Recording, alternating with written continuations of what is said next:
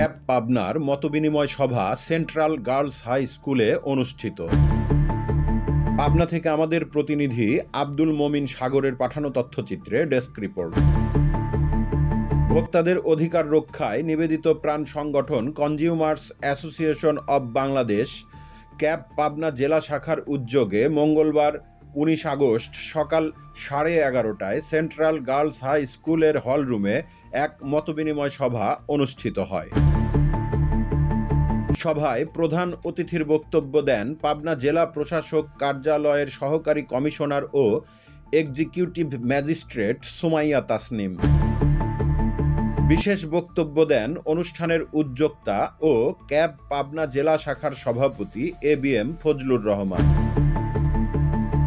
অনুষ্ঠানে সভাপতিত্ব করেন বিদ্যালয়ের প্রধান শিক্ষক তালেবুর রহমান এবং সঞ্চালনা করেন সংগঠনের সাধারণ সম্পাদক সহকারী অধ্যাপক SM মাহবুব আলম। বিশেষ অতিথি হিসেবে বক্তব্য দেন জেলা সিনিয়র তথ্য অফিসার সামিউল আলম ও পাবনা পৌরসভার sanitary inspector Farida Yasmin. Quiz প্রতিযোগিতা ছিল আকর্ষণের কেন্দ্রবিন্দু। আলোচনা শেষে অনুষ্ঠানের বিশেষ আকর্ষণ হিসেবে অনুষ্ঠিত হয় কুইজ প্রতিযোগিতা। এটি পরিচালনা করেন জাতীয় ভোক্তা অধিকার সংরক্ষণ অধিদপ্তরের সহকারী পরিচালক মাহমুদ হাসান রনি। তিনি শিক্ষার্থীদের হাতে ভোক্তা অধিকার সংরক্ষণ আইন 2009 সম্পর্কে জানুন শীর্ষক একটি লিফলেট তুলে দেন এবং তা থেকে প্রশ্নোত্তরের মাধ্যমে শিক্ষার্থীদের জ্ঞান যাচাই করেন।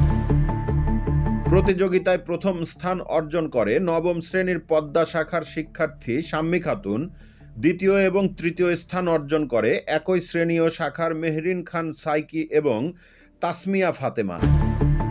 বিজয়ীদের হাতে পুরস্কার তুলে দেন অতিথিবৃন্দ। নিজের অনুভূতি ব্যক্ত করেন প্রথম স্থান অধিকারী শাম্মী খাতুন। অনুষ্ঠানে শুভেচ্ছা বক্তব্য দেন সংগঠনের যুগ্ম সাধারণ সম্পাদক শফিক আল কামাল এবং সাংগঠনিক সম্পাদক নদী গবেষক ডক্টর মনসুর আলম। স্বাগত বক্তব্য দেন সংগঠনের সদস্য ও CNF টিভির চেয়ারম্যান খালেদ আহমেদ।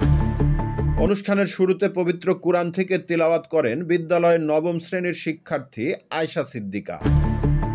উল্লেখ্য, 1978 সালে প্রতিষ্ঠিত ক্যাব বাংলাদেশে ভোক্তা আন্দোলনের পথিকৃত সংগঠন, যা দীর্ঘদিন ধরে ন্যায্য বাজার ব্যবস্থা, ভেজাল প্রতিরোধ, নিরাপদ খাদ্য ও ভোক্তাদের সচেতনতা সৃষ্টিতে কাজ করে আসছে। পাবনা জেলা শাখার সাপ্তাহিক এই আয়োজন সেই ধারাবাহিকতারই অংশ। CNF TV. CNF টিভি, আমাদের দৃষ্টি জুড়ে বাংলাদেশ।